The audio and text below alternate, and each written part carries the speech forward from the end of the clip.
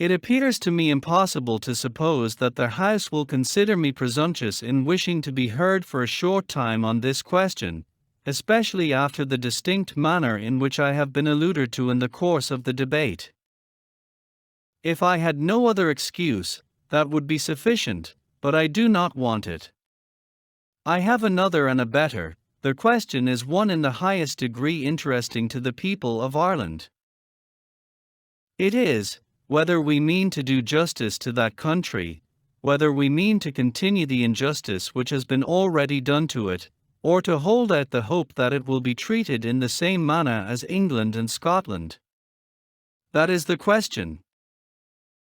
We know what lip service is. We do not want that. There are some men who will even declare that they are willing to refuse justice to Ireland, while there are others who, though they are ashamed to say so, are ready to consummate the iniquity, and they do so. England never did do justice to Ireland, she never did. What we have got of it we have extorted from men opposed to us on principle, against which principle they have made us such concessions as we have obtained from them. The Right Honourable Baronet opposite, Sir Robert Peel, says he does not distinctly understand what is meant by a principle. I believe him. He advocated religious exclusion on religious motives. He yielded that point at length, when we were strong enough to make it prudent for him to do so. Here am I calling for justice to Ireland. But there is a coalition tonight, not a base unprincipled one, God forbid. It is an extremely natural one. I mean that between the Right Honourable Baronet and the noble Lord the Member for North Lancashire, Lord Stanley. It is a natural coalition, and it is impromptu, for the noble Lord informs us he had not even a notion of taking the part he has until the moment at which he seated himself where he now is. I know his candour. He told us it was a sudden inspiration which induced him to take part against Ireland. I believe it with the most potent faith, because I know that he requires no preparation for voting against the interests of the Irish people. Groans. I thank you for that groan, it is just of a piece with the rest. I regret much that I have been thrown upon arguing this particular question, because I should have liked to have dwelt upon the speech which has been so graciously delivered from the throne today, to have gone into its details, and to have pointed out the many great and beneficial alterations in them. Amendments in our existing institutions which it hints at and recommends to their House. The speech of last year was full of reforms in words, and in words only. But this speech contains the great leading features of all the salutary reforms the country wants, and if they are worked out fairly and honestly in detail, I am convinced the country will require no further amelioration of its institutions, and that it will become the envy and admiration of the world. LD. I, therefore, hail the speech with great satisfaction. It has been observed that the object of a king's speech is to say as little in as many words as possible. But this speech contains more things than words. It contains those great principles which, adopted in practice, will be most salutary not only to the British Empire, but to the world.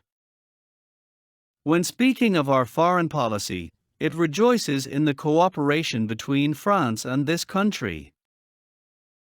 But it abstains from conveying any ministerial approbation of alterations in the domestic laws of that country which aim at the suppression of public liberty, and the checking of public discussion, such as a call for individual reprobation, and which I reprobate as much as any one. I should like to know whether there is a statesman in the country who will get up in this House and avow his approval of such proceedings on the part of the French government. I know it may be done out of the House amid the cheers of an assembly of friends. But the government have, in my opinion, wisely abstained from reprobating such measures in the speech, while they have properly exulted in such a union of the two countries as will contribute to the national independence and the public liberty of Europe. Years are coming over me, but my heart is as young and as ready as ever in the service of my country, of which I glory in being the pensionary and the hired advocate. I stand in a situation in which no man ever stood yet. The faithful friend of my country, its servant, its stave, if you will, I speak its sentiments by turns to you and to itself. I require no £200 on behalf of Ireland. I ask you only for justice. Will you, can you, I will not say dare you, refuse, because that would make you turn the other way. I implore you, as English gentlemen, to take this matter into consideration now, because you never had such an opportunity of conciliating. Experience makes fools wise. You are not fools, but you have yet to be convinced. I cannot forget the year 1825. We begged then as we would for a beggar's boon. We asked for emancipation by all that is sacred amongst us, and I remember how my speech and person were treated on the Treasury bench, when I had no opportunity of reply. The other place turned us out and sent us back again, but we showed that justice was with us. The noble lord says the other place has declared the same sentiments with himself, but he could not use a worse argument. It is the very reason why we should acquiesce in the measure of reform, for we have no hope from that house. All our hopes are centered in this, and I am the living representative of those hopes. I have no other reason for adhering to the ministry than because they, the chosen representatives of the people of England, are anxiously determined to give the same measure of reform to Ireland as that which England has received. I have not fatigued myself, but the House, in coming forward upon this occasion.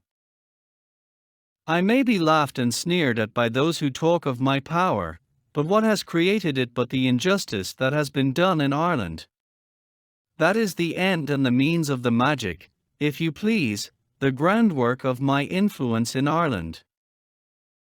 If you refuse justice to that country, it is a melancholy consideration to me to think that you are adding substantially to that power and influence, while you are wounding my country to its very heart's core, weakening that throne, the monarch who sits upon which, you say you respect, severing that union which, you say, is bound together by the tightest links, and withholding that justice from Ireland which she will not cease to seek till it is obtained. Every man must admit that the course I am taking is the legitimate and proper course. I defy any man to say it is not. Condemn me elsewhere as much as you please, but this you must admit. You may taunt the ministry with having coalesced me, you may raise the vulgar cry of Irishman and Papist against me, you may send out men called ministers of God to slander and calumniate me. They may assume whatever garb they please, but the question comes into this narrow compass. I demand, I respectfully insist, on equal justice for Ireland, on the same principle by which it has been administered to Scotland and England. I will not take less. Refuse me that if you can.